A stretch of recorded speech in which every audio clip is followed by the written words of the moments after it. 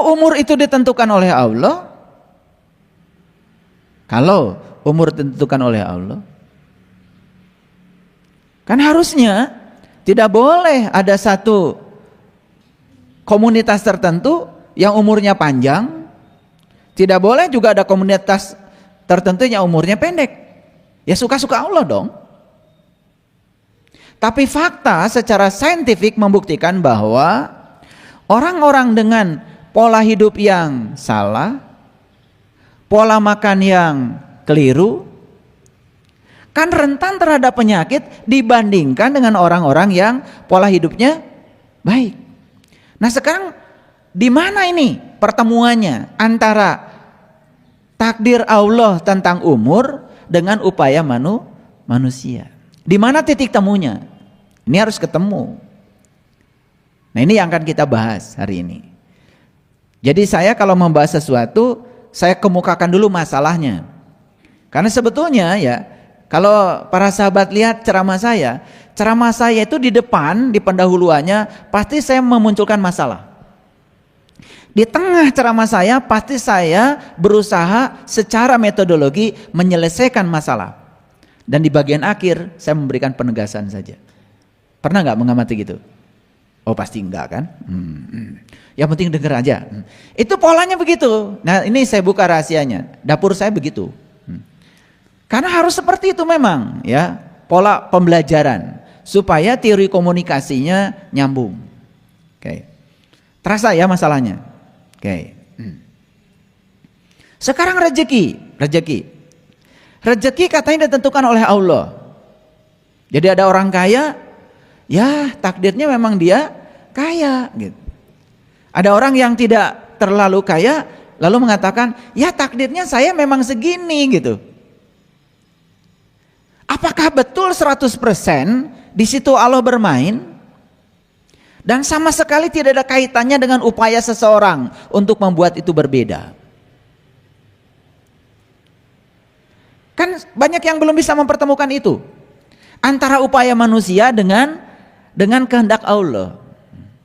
Nah bagaimana cara Allah bekerja? Kan itu yang belum dipahami. Betul? Apakah betul Allah itu seperti itu, sewenang-wenang menentukan rezeki si A 1 juta, si B 10 juta, si C 100 juta, si D itu 1 miliar, si E itu 1 triliun, apa begitu? Saya ingin bertanya aja sejujurnya pada kalian semua yang ada di sini. Kalau kalian punya Allah model kayak gitu, mau memang? Pokoknya kamu sudah dinas sejak lahir, kamu ini memang calon orang miskin. Bahkan kamu ini sudah ditakdirkan oleh Allah, dienas katanya di kitab apa itu saya nggak ngerti. Ya, bahkan kamu itu takdirnya akan celaka. Bahkan kamu itu takdirnya akan masuk neraka. Terus masalahnya kenapa kita disuruh berupaya? Kalau semua sudah ditentukan, kan itu masalahnya. Itu yang belum menemukan titik temu sampai sekarang. Jadi yang akan saya jelaskan hari ini adalah bagaimana mekanisme Allah bekerja, bagaimana mekanisme semesta bekerja, sehingga antara ketentuan Allah bertemu dengan upaya manusia, itu yang membuat keadaan manusia seperti yang dicapainya. Paham? Jadi sudah terbayang ya? Kira-kira dari judul ini terbayang kan? Nah, itu yang harus kita luruskan. Karena selama ini banyak sekali orang yang ketika ditanya, kenapa kehidupan kamu seperti itu? Pasti jawabannya takdir. Pasti jawabannya nasib. Karena Allah sudah menentukan saya seperti ini. Bahkan nih, ada orang sakit pun dia mengatakan, kenapa kalian sakit? Dan dia mengatakan, saya sakit karena sudah takdir Allah. Padahal di Quran tidak ada satu ayat pun yang mengatakan kalau sakit dari Allah. Sehatnya dari Allah ada. Faiza maridtu fahuwa yasfin.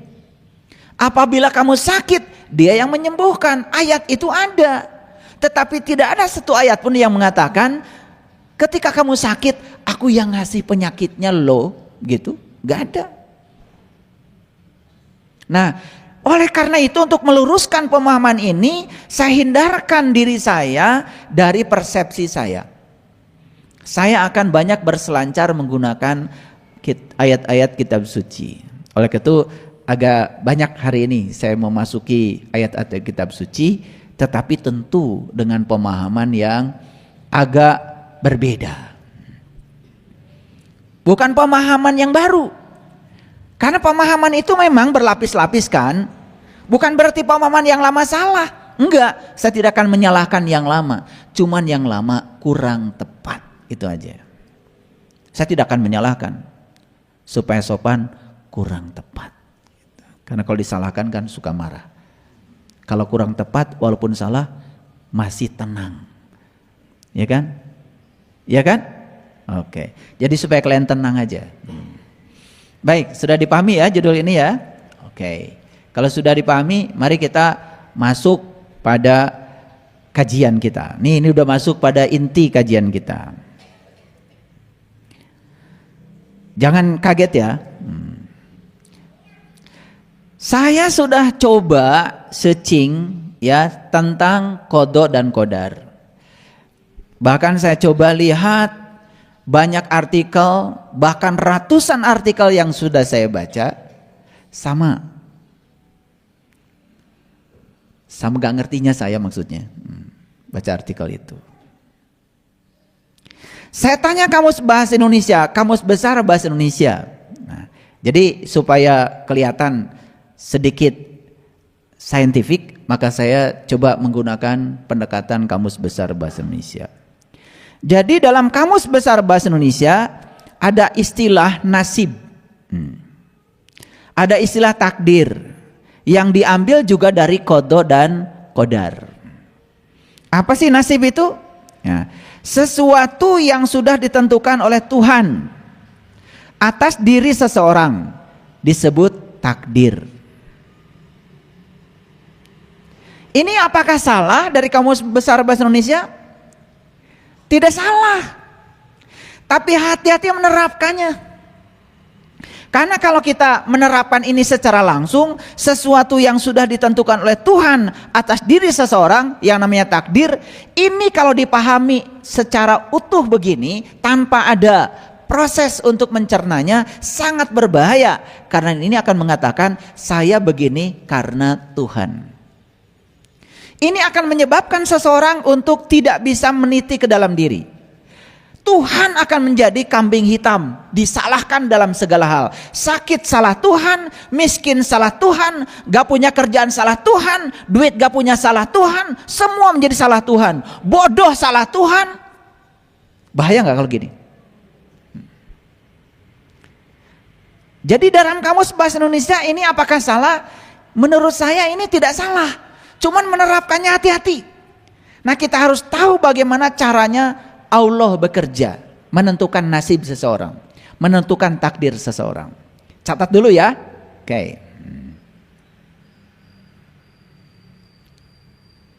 Makanya ada yang namanya keberuntungan.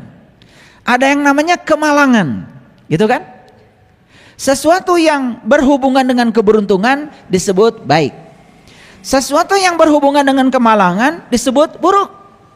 Lalu kamus ini mengajarkan kita untuk menilai baik dan buruk. Padahal kita sudah tahu baik dan buruk sebetulnya bukan buatan semesta. Baik dan buruk buatan pikiran manusia. Setuju? Baik dan buruk adalah penilaian. Seperti benar dan salah. Hati-hati. Tuhan tidak pernah terjebak baik buruk. Tuhan tidak pernah terjebak benar dan salah. Karena Tuhan itu adalah kebenaran. Al-haqqu mirabbika fala takunanna minal mumtarin. Allah itu adalah kebenaran.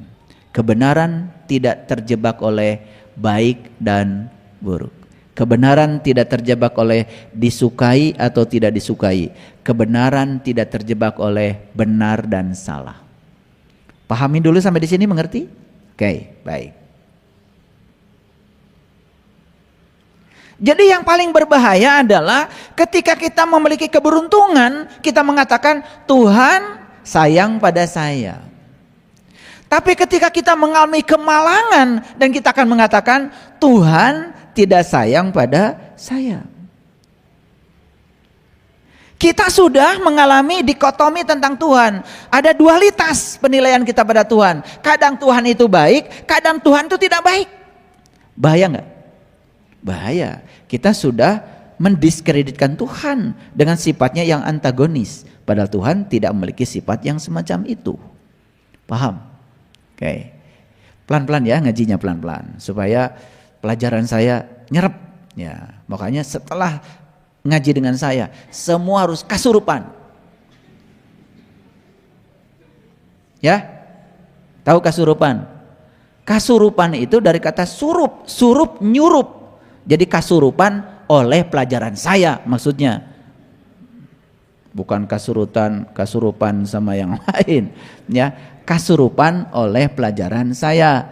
Jadi saya selalu doakan setiap kajian saya kalian kesurupan oleh pelajaran saya. Itu bukan kesurupan wuluh wah wuluh weh menta surut jeung kopi nu kitu mah. Lamun aya nu kasurupan gitu minta kopi jeung surutu tong dibere cabe we. Popokan banget naku cabe cager. Itu acting sebetulnya, ya. Lalu datanglah tuh, ya, orang-orang yang sok-sok pinter menganggap diri seorang penyembuh, ahli menundukkan kesurupan. Sama gilanya. Baik, kita teruskan dulu, ya. Makanya kan ada yang namanya nasib malang, ada yang namanya nasib buruk.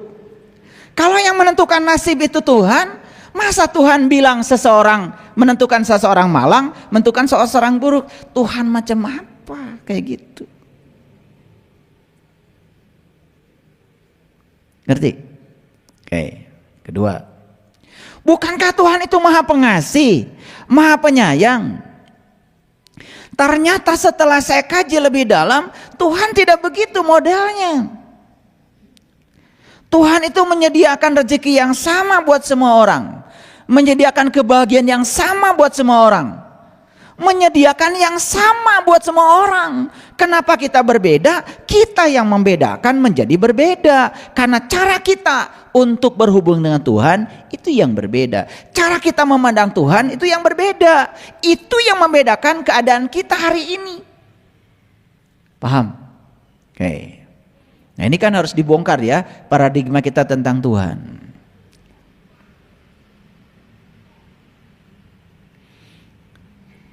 Ada banyak istilah ya di dalam kamus bahasa Indonesia.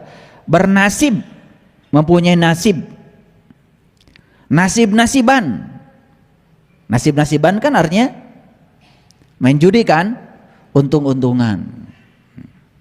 Bergantung pada nasib atau mengadu nasib. Kan banyak kan? Kenapa kamu pergi ke kota? Mau mengadu nasib.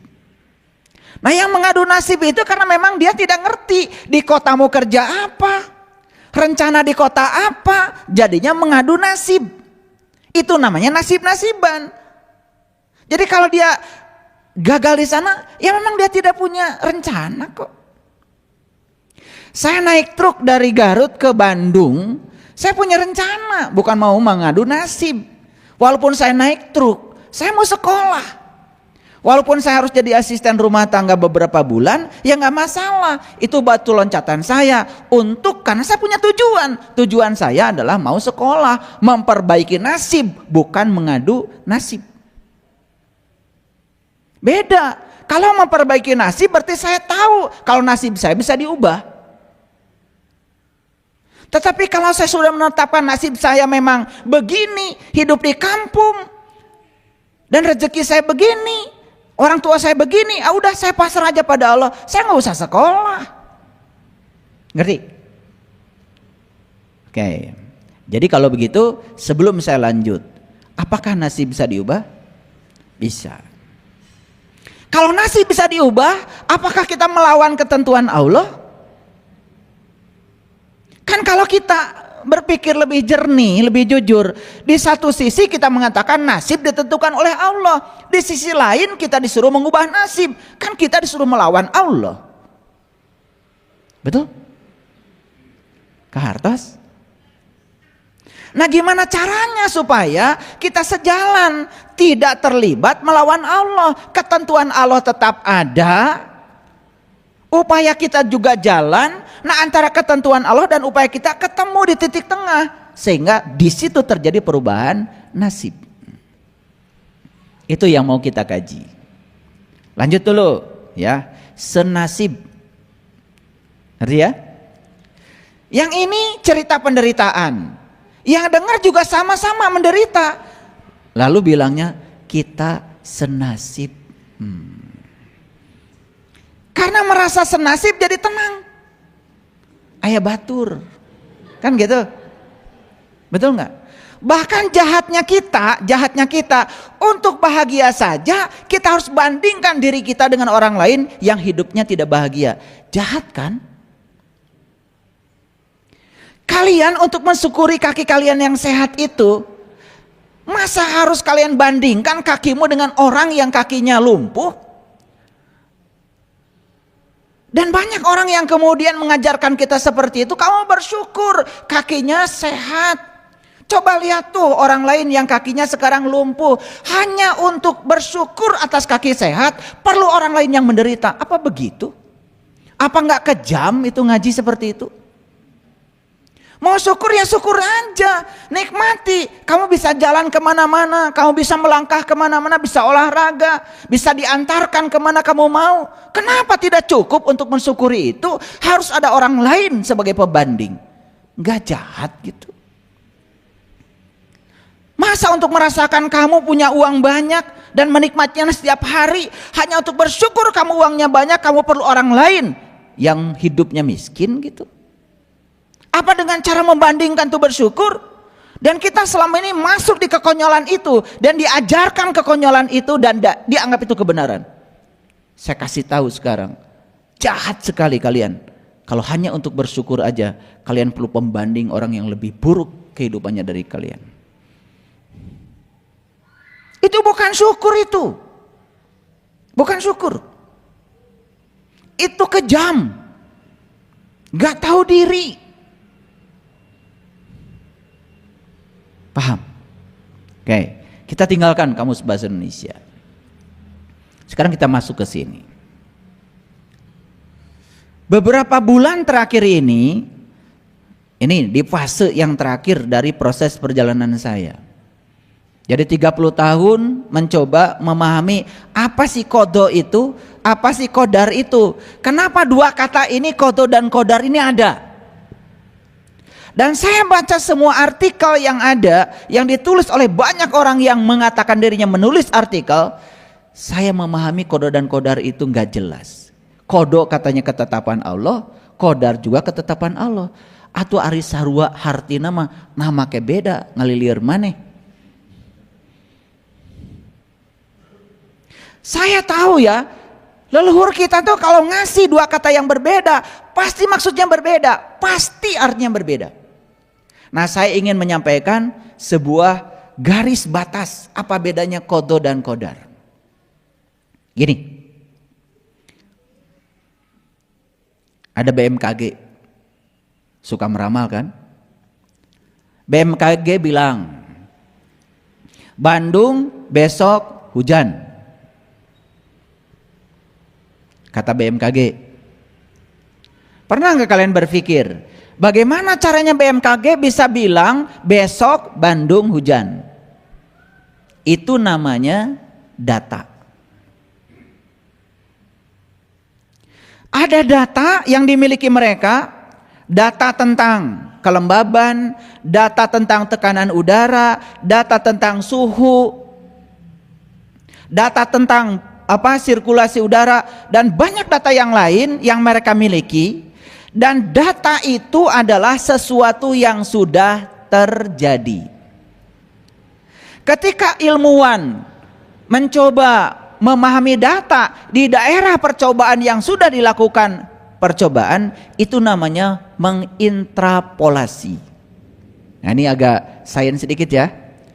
Nah, makanya ada intrapolasi, ada ekstrapolasi. Nah, kalau intrapolasi itu kita bicara kecenderungan data di daerah percobaan. Ilmuwan kadang-kadang mengekstrapolasi. Data kemarin begini, bagaimana kalau ditarik garis ke sini? Itu namanya mengekstrapolasi, menarik garis ke daerah yang kita belum punya datanya, karena besok kan belum ada. Dari situlah mereka mengatakan besok Bandung akan hujan, berdasarkan data yang sudah terjadi. Itu data. Nah, besok Bandung hujan atau tidak, itu namanya fakta. Jadi data bisa sama dengan fakta, data bisa tidak sama dengan fakta. Paham maksud saya?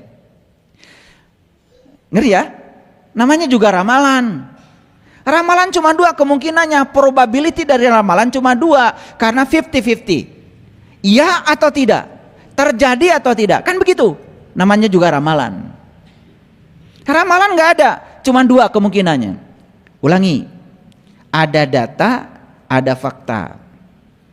Data bilang, ya, dari hari ini ke sana, ya, kelembaban sekian, suhu sekian, tekanan udara sekian. Oh, kemarin terjadi hujan di kondisi itu. Diekstrapolasi ke besok, diekstrapolasi ke lusa, diekstrapolasi semua yang akan datang. Data ini, itu namanya ekstrapolasi, itu disebut ramalan. Faktanya belum tentu sama dengan data. Buktinya apa? Ramalan dia meleset karena apa? Tiba-tiba ada treatment dari alam. Apa yang terjadi? Ada badai. Tiba-tiba bibit hujan yang di atas Bandung itu dibawa oleh badai. Itu treatment alam. Bisa treatment alam secara alami, bisa juga treatment ilmuwan. Kan bisa sebetulnya hujan dikurangi. Masih ingat kan ketika Jakarta terus diguyur hujan, banjir tak tertahan. Dibuat rekayasa oleh BPPT, bagaimana caranya supaya hujan tidak terlalu sering turun di Jakarta. Bahkan kemarau bisa ditreatment jadi hujan. Itu namanya treatment. Treatment itu bisa dari alam, secara alami, bisa juga dilakukan oleh ilmuwan. Itulah pentingnya ilmuwan. Ini ngerti gak saya ngomong gini?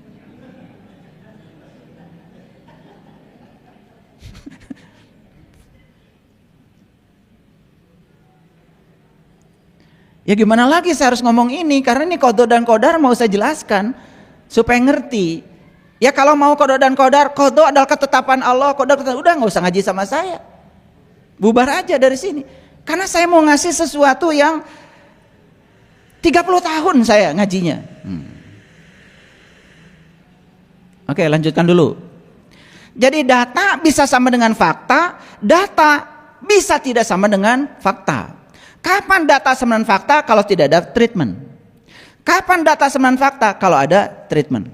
Nah, saya diberi karunia oleh Allah bisa membaca data karma seseorang.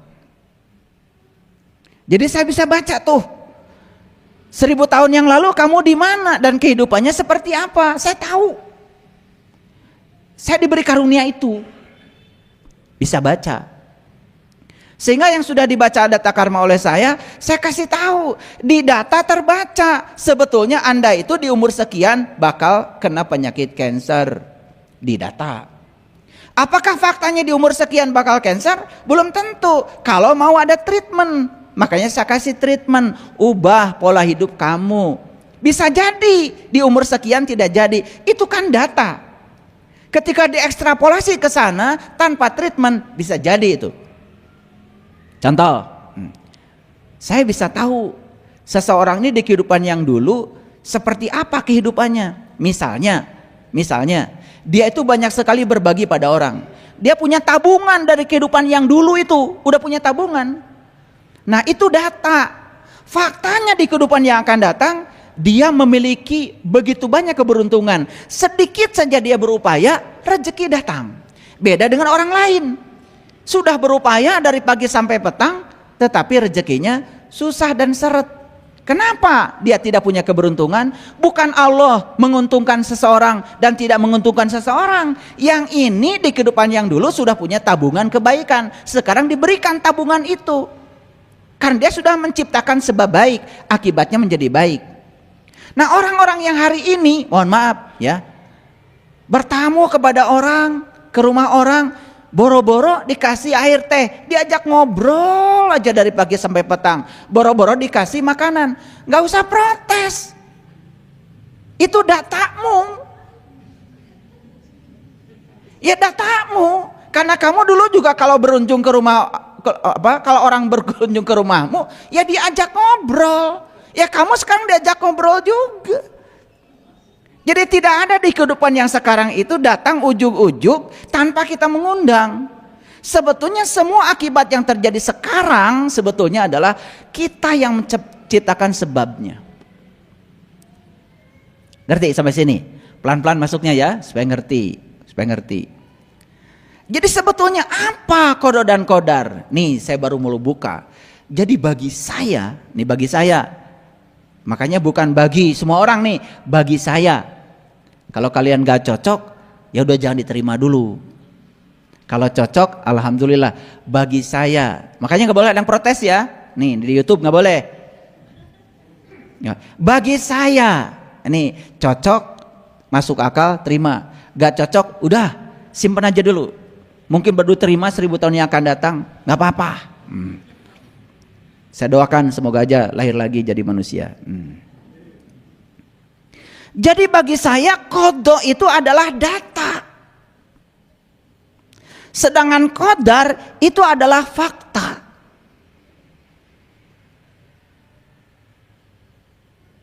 Ulangi lagi. Jadi qada itu data sebetulnya. Qadar itu fakta. Nah, sekarang kita berselancar dulu. Kita lihat beberapa artikel dari banyak ilmuwan. Saya pernah kuliah namanya fisika polimer. Apa yang saya pelajari? Yang saya pelajari itu adalah menyelidiki rantai protein dalam DNA.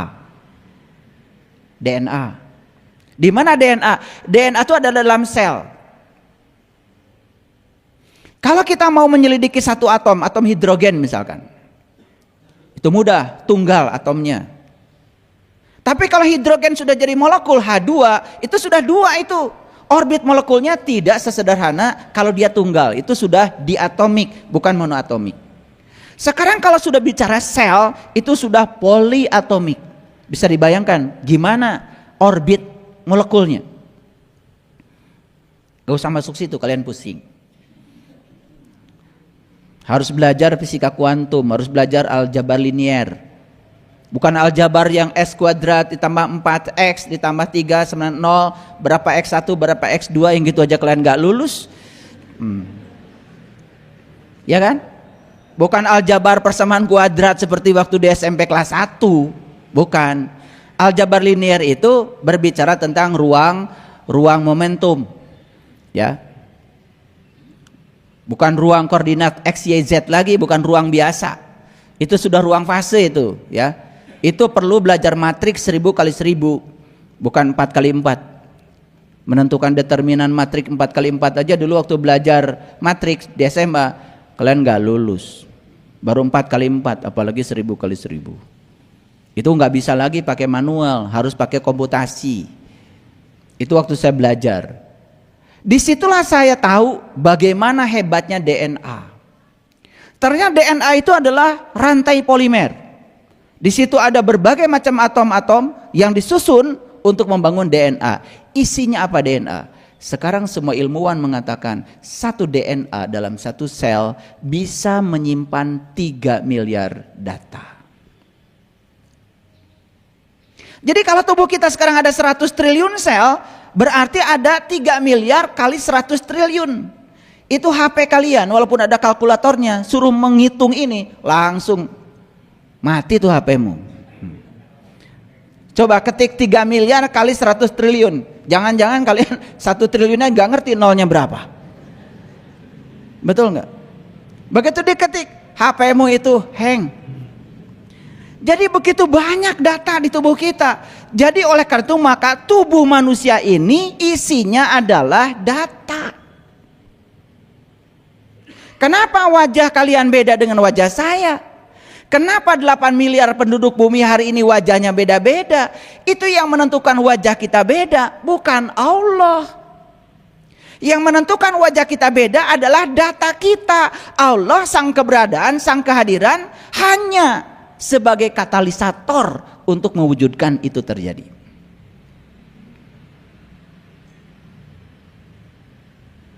Maaf ya, tidak bisa dipungkiri kalau kita menilai orang, pastikan ada dua. Yang ini cantik, yang ini kurang cantik. Udah sopan nih saya ngomong. Yang ini ganteng, ini kurang ganteng. Masa iya Allah mau bikin si ini ganteng, si ini kurang ganteng? Masa Allah yang punya, yang maha pengasih, maha penyayang begitu? Yang ini cantik, yang ini kurang cantik, masa begitu? Tidak. Dia sang kehadiran, sang keberadaan, ngikuti maunya kita, ngikuti data kita. Makanya data kita akan sama dengan fakta. Jadi sebetulnya kita datang ke dunia ini bawa tubuh, isinya tubuh apa? Sel. Dalam setiap sel ada DNA. DNA isinya adalah data. Data isinya adalah informasi. Data apa yang dibawa oleh kita ke sini sekarang? 3. Satu, semua utang-utang masa lalu kita bawa sekarang untuk dibereskan. 2, jalan bengkok yang pernah kita lalui di masa lalu, hari ini akan kita luruskan. Yang ketiga, pekerjaan yang belum selesai di masa lalu, hari ini akan dibereskan. Itu klasifikasi data. Di dalam tubuh kita ada yang namanya batara guru di sini, pineal gland namanya. Sistem kelistrikan manusia. Makanya manusia itu cuma 2, listrik dan kimia. Makanya orang sakit berarti ada gangguan kelistrikan di tubuhnya atau gangguan kimia dalam tubuhnya. Makanya ketika ada gangguan kimia, tubuh memproduksi zat-zat kimia yang tidak menguntungkan. Seperti zat-zat yang disebut dengan adrenalin. Ada zat-zat yang menguntungkan, dopamin, serotonin, oksitoksin, ya, endorfin, itu zat-zat yang menguntungkan. Itu tergantung reaksi kimia dalam tubuh kita normal atau tidak. Yang kedua, ada sistem kelistrikan. Nah, sistem kelistrikan dalam tubuh kita juga luar biasa. Bayangkan ya, satu sel itu punya kelistrikan 1,4 volt. Sekarang kalau 100 triliun sel kali 1,4 volt, berapa triliun volt dalam tubuh kita? Itu yang disebut dengan daya. Daya yang menyebabkan kita bisa berjalan, mengangkat air di gelas, mengangkat air di ember, bisa mengangkat air di gayung, mandi dengan nyaman. Kadang-kadang kita tidak syukur ya itu ya, bisa mandi di kamar mandi, ngambil air, itu aja kadang-kadang kita sudah lupa. Baik, kita lanjut.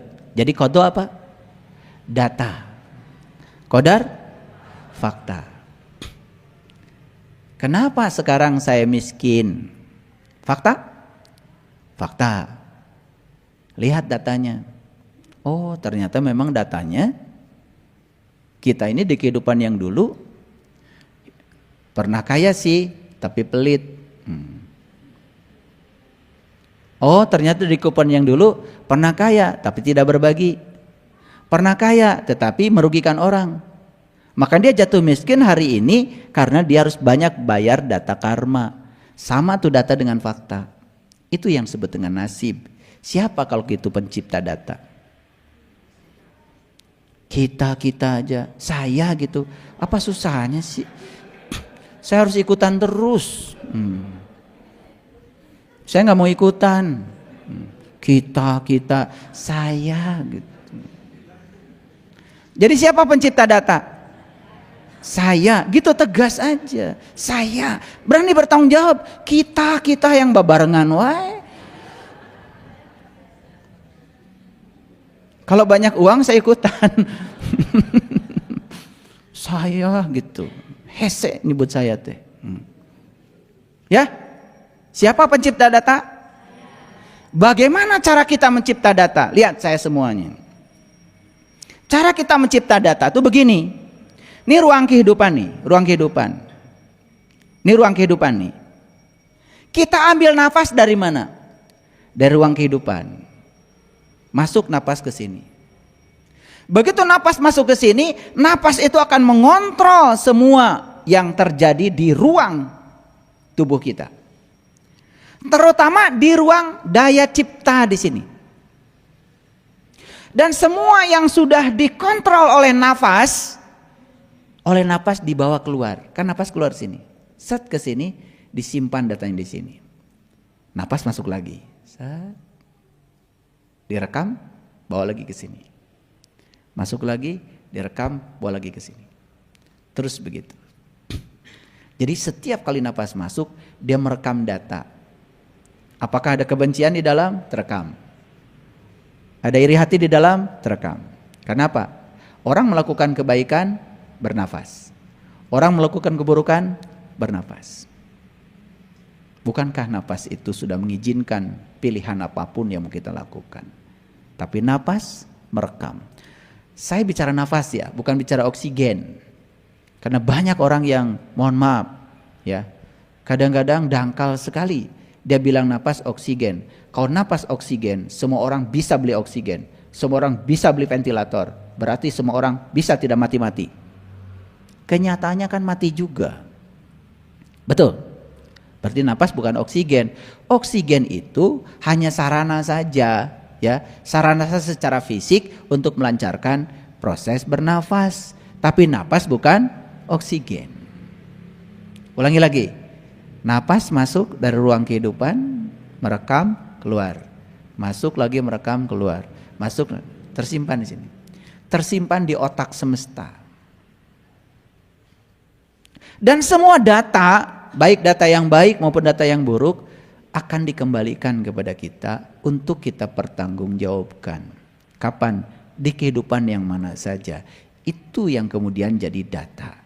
Saya kira itu yang disebut dengan kodo. Kodarnya adalah ketika data itu tidak ditreatment, jadilah kodar. Ketika ditreatment, tidak jadi kodar. Fakta bisa berbeda dengan data.